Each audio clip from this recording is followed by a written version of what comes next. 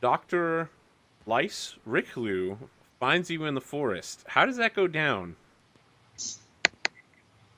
Probably very clumsily. All right. So, The I crew mean, has let's. never seen a human at this point. So, I mean, we got Dr. Lice here. He's such a stereotypical professor. He's actually wearing his lab coat out into the forest north of Lepidstadt.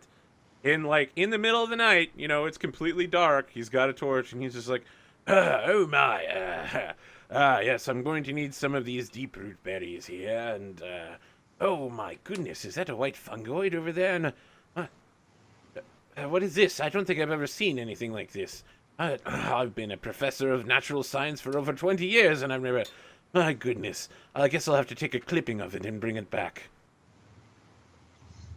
I'm assuming by that clipping he means me. Yep. He'll, once he starts touching me, swing around and get down into his face because he's like, Deeproot is almost 7 feet tall. Oh my Smile goodness. is really big. Are you a treant of some kind? Some sort of variant? My I am apologies. Deeproot. Ah, your name is Deeproot. Hmm. To which dryad do you belong to, treant named Deeproot? In Sylvan, he actually starts speaking like hello, just to see if he understands. Oh, he's like, oh my goodness. Ah, you speak Sylvan, and then he starts speaking Sylvan as well. And he still sounds exactly the same. Like his Sylvan is so perfect, he manages to sound exactly the same no matter what language he's speaking. He's like, ah, my word, my apologies. I did not realize that you were capable of intelligent speech. Yes, of course. What can I do for you, good sir? My apologies for trying to take a clipping. I did not realize you were sentient. I grow things. Says, yes, I grow things as well. Would you like to see my growing room? Is that a euphemism? No, Why, I'm doctor? I'm a I'm a professor of natural sciences at Lepidstadt University. Look here, he like pulls out his bag and he's got like tree clippings and like a sapling and like tree roots and white fungoid. I've found myself in this strange place. Where is this? Says, well, this is the forest north of Lepidstadt, in the country of Ustalov. Weird. I was just sent here, banished from my homeland. Ah, I see. Banished from your homeland. Well, what forest do you hail from? Perhaps the Verduin forest? Maybe Arcadian? He says with a, like, yeah, Arcadian, yes, would be interesting to study an Arcadian tree. Do you know of the Green Mother? His green mother. You mean the Fae? Yes. I know of her, yes. She created me and sent me here in anger, I think. He seems pretty troubled by that. He says, yes, well, from what I understand, well, I don't want to say anything bad about your mother, but I think it's best you come with me, boy. He lumbers along with him. So he's got his hand like around your shoulder, but he's leaning. He's like, now let me tell you what you need to know to get by in this world, my plenty friend. And then we cut until a few months ago, when Dr. Lice, who now seems much, much older, like his hair has gone white, and he's like, deep roots. Old friend. I think the time has come. I'm getting on in years, and I can no longer participate in my nocturnal activities as I once did. Oh? Are you interested, perhaps, in protecting this world that you have found yourself in? I've come to enjoy the Shudderwood, yes. But he sits down and like takes off his glasses and pours himself a hot cup of tea and is just like, I am a member of a secret society, an order of protectors of the natural world. I confess our meeting was not as much of an accident as it was meant to be. We knew that you were capable of coming here through the cracks in the Fey world, and every few weeks I would travel out to these places where the Fey boundary is weakest, seeking out the newest lives. And, well, I was so happy to meet you, Deep. You are truly a wise individual. And ever since you took up your druid studies, I could not be happier. Have others come before me? In times, long, long before I was born, things have slipped through the cracks in the world. Interesting. Creatures Tell of... me more of this order. Yes, yes. They are protectors of life, enemies of death and undeath. They believe in balance of the natural world. And, well, I am not one of their great members. My theories on life and rebirth are not popular there, but they respect my science, and more importantly, they have funded my experimentation. The lifestyle I have provided for both of us is mostly due to their work. I believe your particular set of skills could be of use to them. I will seek them out, good friend. Do you need anything? No, just tell me more stories of the Fey world. And we kind of like back out from there, and you can see that he is indeed getting very old. And as someone in chat has already predicted, he is in fact dying. That's Dr. Thysriku, who has recruited you. And here we zoom like back out once more, and we move the camera on the initiates right a bit farther, and we come upon a young woman holding a doll in her hands, kind of nervously. And then we zoom backwards in time to just a few weeks ago, when Esh is wandering the city streets of what city in Osirian did you come from, Esh? It's Ishi. Ishi. I'm having to double check the major cities in Osirian. Sothis is the capital. Sure, I'll be from Sothis. Okay, so you're from Sothis. So you're like underneath the Black Beetle Dome, where one of Rovagug's children died, and in doing so, its carapace protects the city from the sunlight and the oppressive heat. And as you're walking down the streets, of course, everyone's like pointing at you. People know who you are, and everyone thinks that you're a terrible person because of this evil aura that comes off of you. As she's being stared at ominously, she feels more increasingly self-conscious and sort of gets very like this. As you duck your head down, there's this gnome that's in an alleyway. He's like, "Hey, lady, over here, I want to talk to you." What do you want? He says, "I've heard that you're one of those, white necromancers." How did you hear that? Oh, come on now. Everybody knows about it.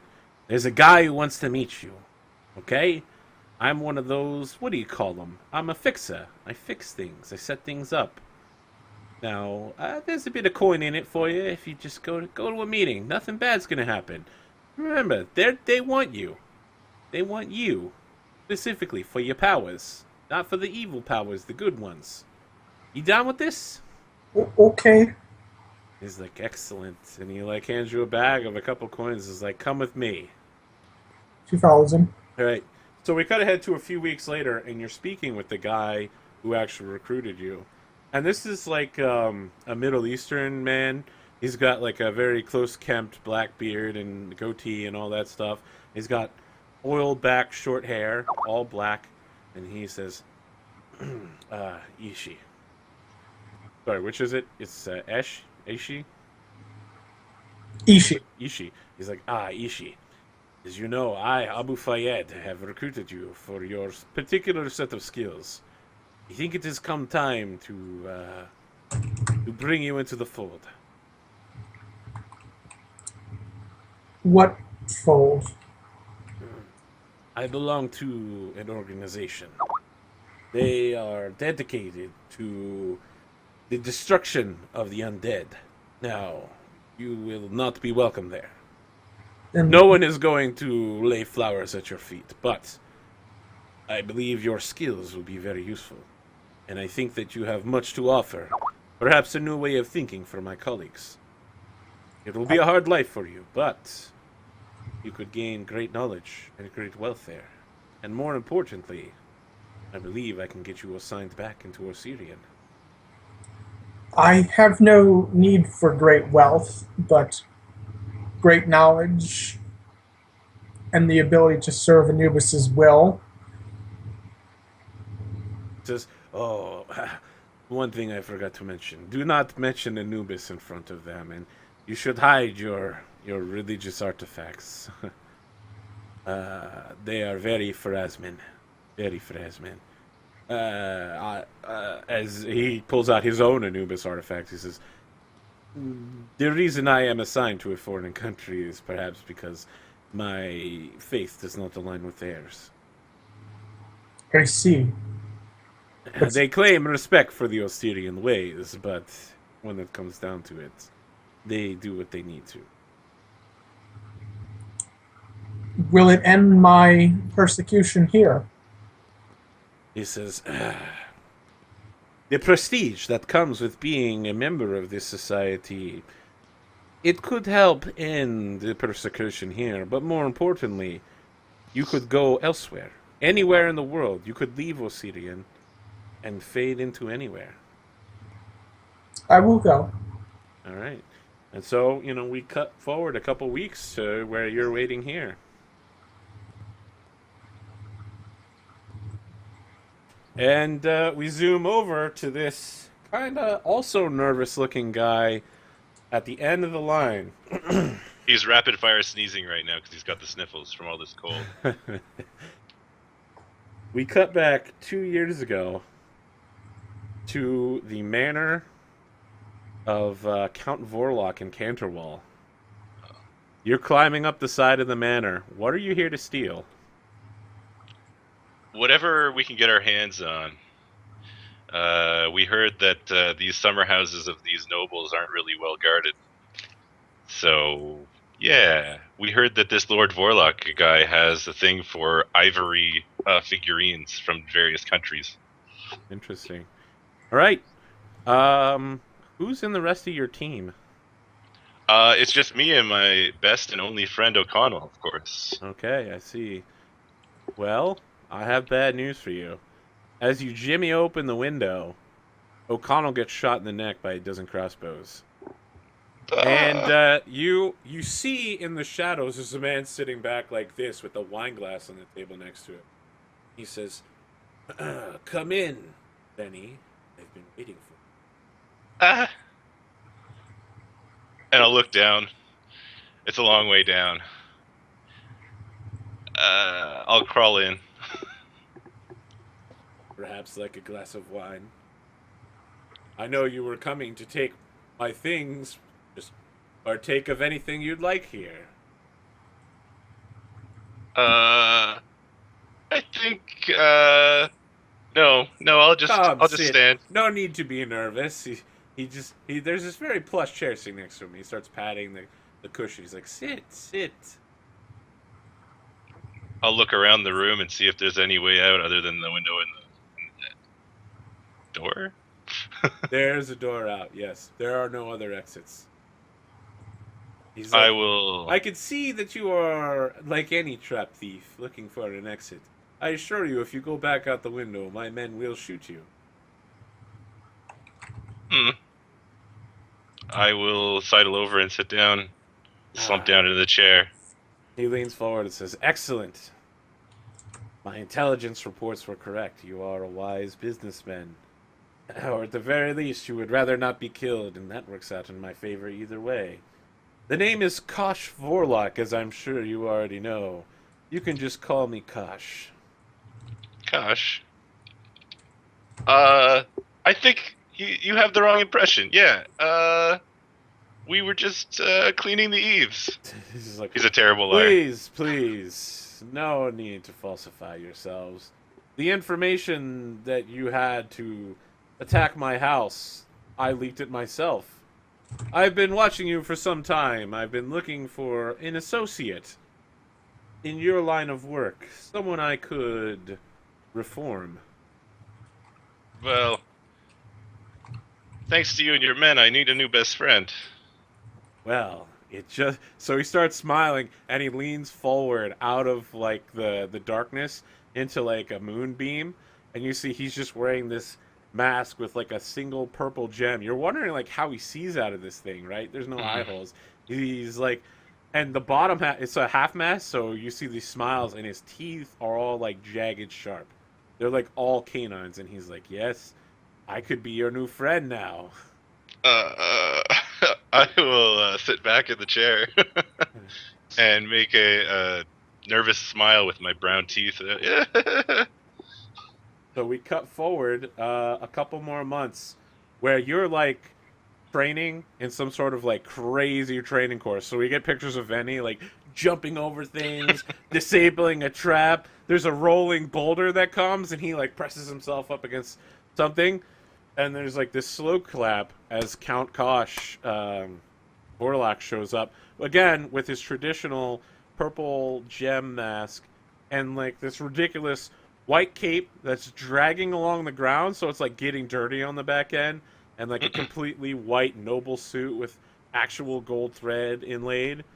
And he's just like, excellent work there, Vinnie. I see you have perfected your thiefish skills. I survive.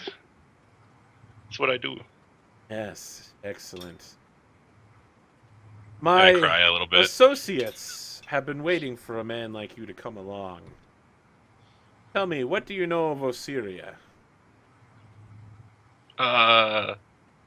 It's hot. Yes, it will be hot, friend. I'm going to offer you one chance, Vinnie. One chance alone. You know how us eccentric noble are. You'll either walk out of this room a very, very rich man, or you're going to leave without your life. Now, Vinnie, you tried to steal from me. That's okay, because I wanted you to. I needed you to come to this very moment in time, and he like dramatically throws out his arms, and we've got the music playing that indicates that he's like a master villain, and he's like, I work for an organization. Our goals are not always aligned, but social membership in this organization has done me a great service. They've been looking for someone with a particular set of skills. And while you don't have those exact skills, you do have a set of thieves' tools.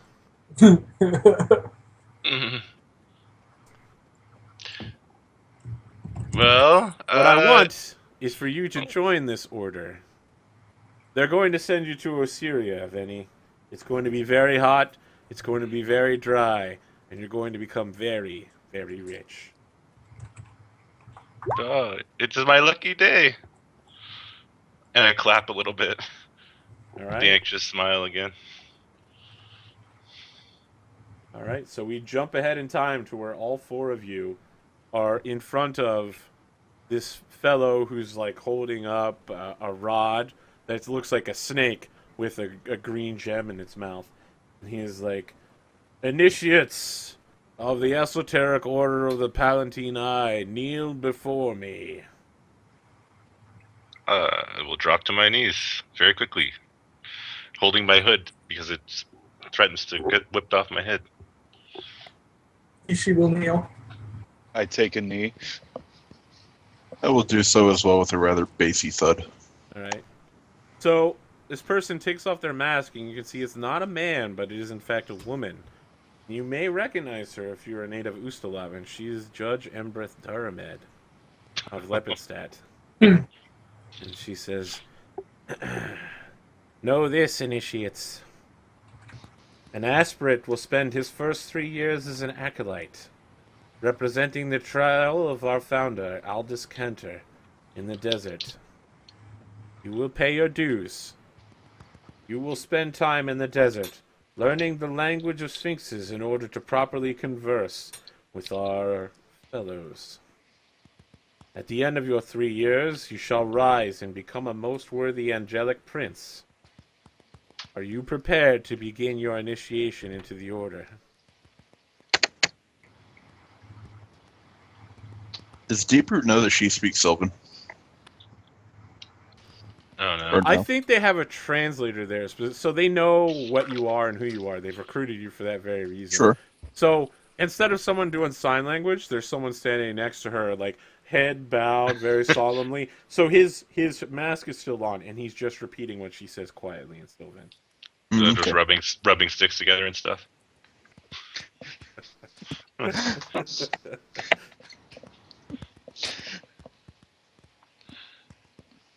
Do you all agree to her demand that you become acolytes and wander the desert? I look forward to returning home. Yes. I agree. I will accept this task. Achoo. Achoo. He says, "Very well. We will now decide the names you shall be known among us as." Says, Uh-oh. she doesn't use any of your name, but she like points at Charles. So like using someone's names in this kind of ceremony would be like serious faux pas. And she points at Charles and says, "Sir Knight, rise. You shall be known as Alex Strantantaltantalus of the Eastern Winds." And then she points at Alex. Got it. He says, "No. When you are among us in the order, you must know yourself as Alex Strantantaltantalus of the Eastern Wind." Tantalus. Tantalus. Got it. And then she points to Deproot and says, "You shall be known as Nebuzaradon of the Western Wind." Nebuzaradon of the Western Wind. And she points to Eshi and says, "You shall be known as Ciexolamaeus of the Northern Wind."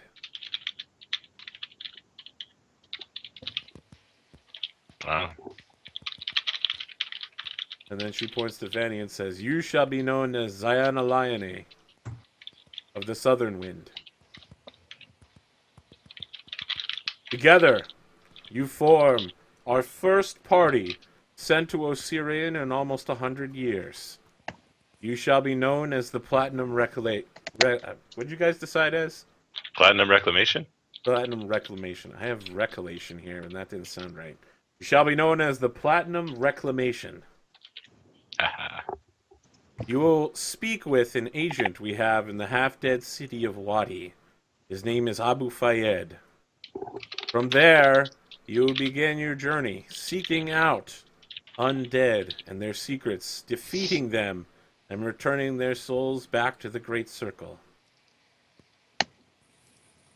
And then she goes, "So say we all," and you hear all the other people in the room all go, "So say we all." Zyanalione of the Southern Wind, did I get that correct? Yep. And what is Deeproot's name? Me found Nebuzardon. Yes, of the Nebuzaradon. Western Wind. Nebuzardon.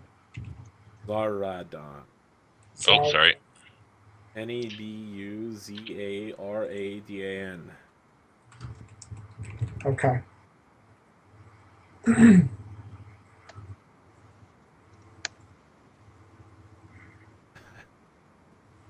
Welcome to the Esoteric Order of the Palatini.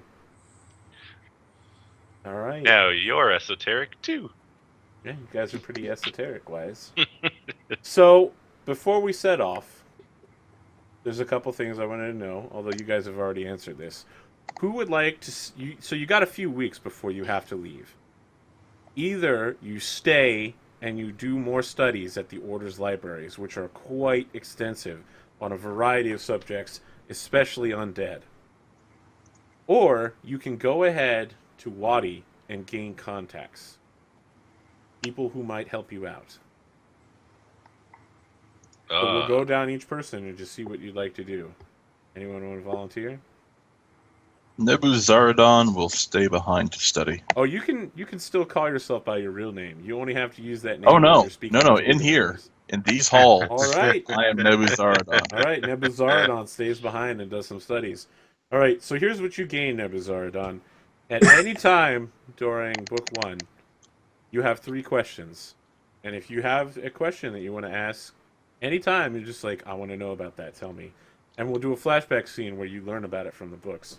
So if you encounter an undead and everyone's like, oh no, I'm failing my roles to identify it, you can be like, actually, I studied that. Okay. That does bring up an interesting point. Does anyone else actually speak Sylvan? So he can't actually communicate with any of you. All right, got that. Oh, he knows common. He just prefers to say, I am Deeperd. Okay. That's how he But- will communicate. Knew he could understand us at least. Yeah, just like Chewbacca. Or Duchaka. And- You do Chaka and nobody else. No other copyrighted personality. All right. Who would like to make their decision next?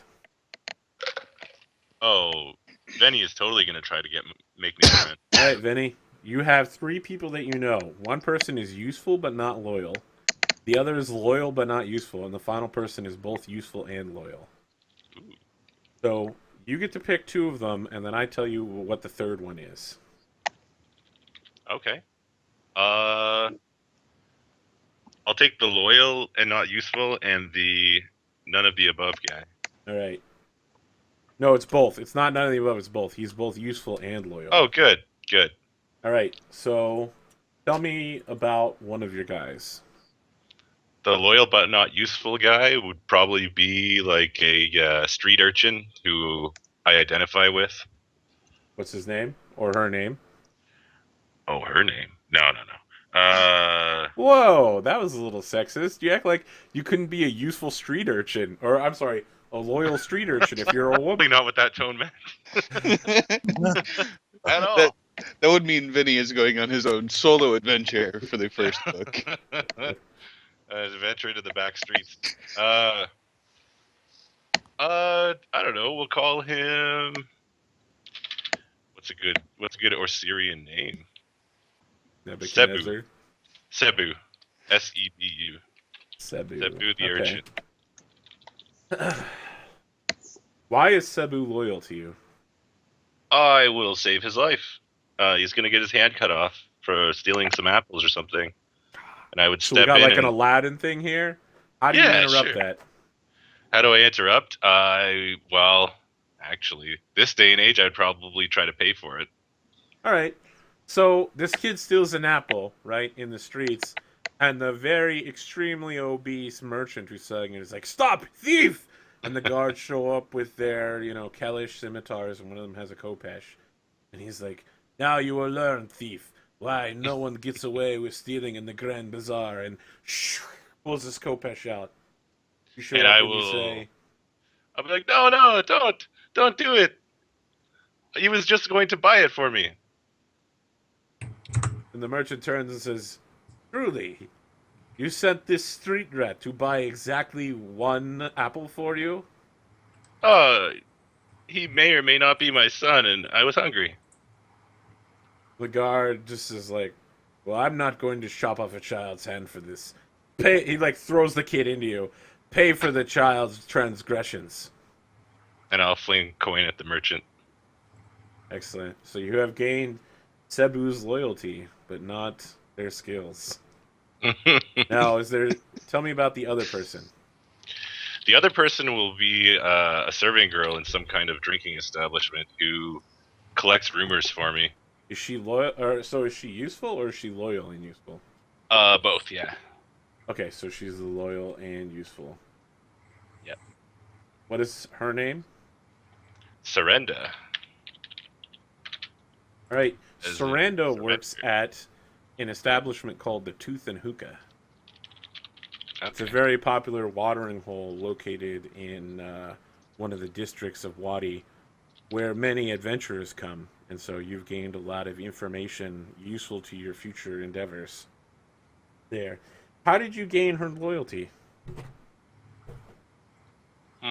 Is it just a money thing? Did you pay her a lot of money? Or is Yeah. it deeper than that? Vinnie is not popular with any kind of lady. When he flashes his smile, they kind of run. So yeah, it's more just he's a big tipper because that's all he has at the moment when he shows up in town until he's